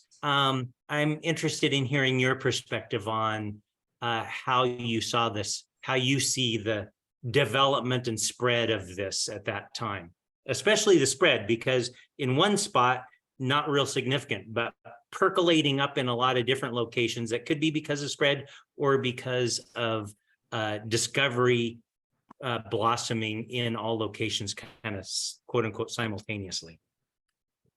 Yeah. Well, I think this is an important point, and Peter was getting at this too. Can we mark sharp beginnings and sharp endings for this axial age? And I think that any historian has to recognize that we cannot be that absolute about some of these things. We can go back to Abraham and Ur of the Chaldees, and the fact that he hears God's voice telling him, okay, Ibrahim, you must go forth. And he goes forth not knowing where he's going. There may be elements already of ways of thinking, not only in the Mediterranean world, but beyond in what we would call Iranian world today, that comport with his experience of the divine. At the same time, there is great uncertainty about the lifetime, particularly of Zarathustra. Some scholars push him back several hundred years before the traditional date. So it is fuzzy, and we have to acknowledge that. In all of that, it seems to me that while dispersion may account for some of what we see here, that is to say, the spread, it does not account for everything, because the ideas themselves, while hovering around main basic themes, give very different answers to these common questions, such that in China, the question of ritual comes out very differently than it does in Israel, for example. Yeah. So it's difficult to press all of this into one mold. My personal theory is a combination of a couple of things. On the one hand, I think a lot of ideas were shared in the caravanseries with the increasing trade back and forth in the Silk Road, starting about the time of the mid to late Axial age, where camel drivers from India and camel drivers from China park their camels and plug them into the EVs or whatever was the counterpart in those days. And then they gather around the campfire to talk. I think ideas got shared. But more than that, I do find myself actually having to stand in some way with Stark, with Rodney Stark, who comes at these questions from a very, sociology of religion stance, but who finally has to say, Jaspers doesn't have an answer, and Jaspers recognizes that he doesn't have an answer.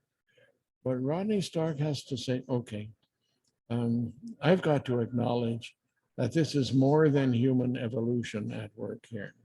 And as Peter asks the question, why right at this time? It may indeed be that in preparation for the coming of the Messiah,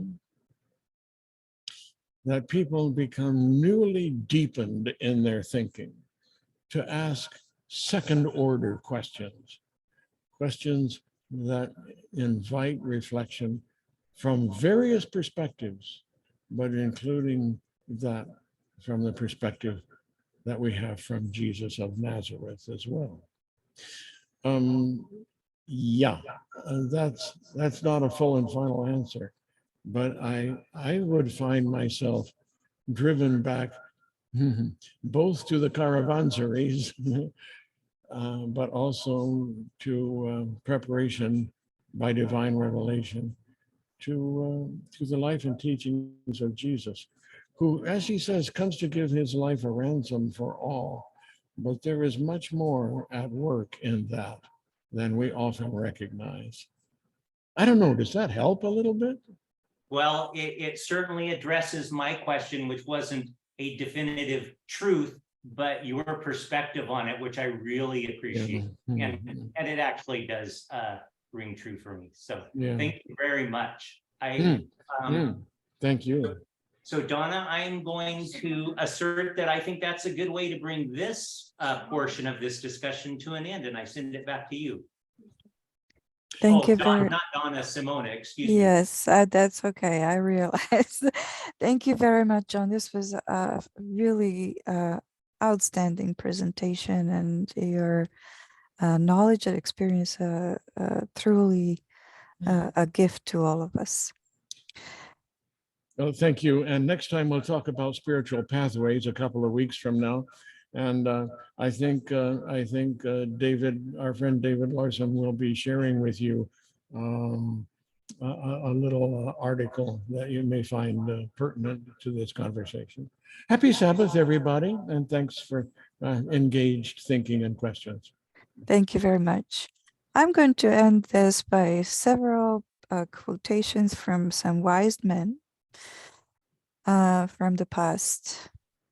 Being deeply loved by someone gives you strength, while loving someone deeply gives you courage. Simplicity, patience, compassion, these three are your greatest treasures. Knowing others is intelligence. Knowing yourself is true wisdom. Mastering others is strength. Mastering yourself is true power. These were all words from Lao Tzu. Confucius said, everything has beauty, but not everyone sees it. Our greatest glory is not in never failing, but in rising every time we fall. Real knowledge is to know the extent of one's ignorance. Surprisingly, Confucius also says wisdom, compassion, and courage are the three universally recognized moral qualities of human beings. Forget injuries, never forget kindness. By nature, men are nearly alike. By practice, they get to be wide apart. It is easy to hate and it is difficult to love. That is how the whole scheme of things works. All good things are difficult to achieve, and bad things are very easy to get. Buddha said holding on to anger is like grasping a hot coal with the intent of throwing it at someone else. You are the one who gets burned. There is no fire like passion. There is no shark like hatred. There is no snare like folly. There is no torrent like greed. And Buddha also said true love is born from understanding. Zarathustra said, for he who looks upon evil with tolerance is no other than evil himself. As long as I have power and I am able, I shall teach all to seek for truth and right. And I'm going to use his words for our benediction today. With thy divine grace, O Lord, make wide the vision of my mind. Make manifest thy everlasting attributes. Make known the blessing of thy kingdom of heaven and the joyous recompense of the good mind. O Holy God, inspire our consciousness with the ultimate truth. Thank you. Have a good week, and I'll see you next week.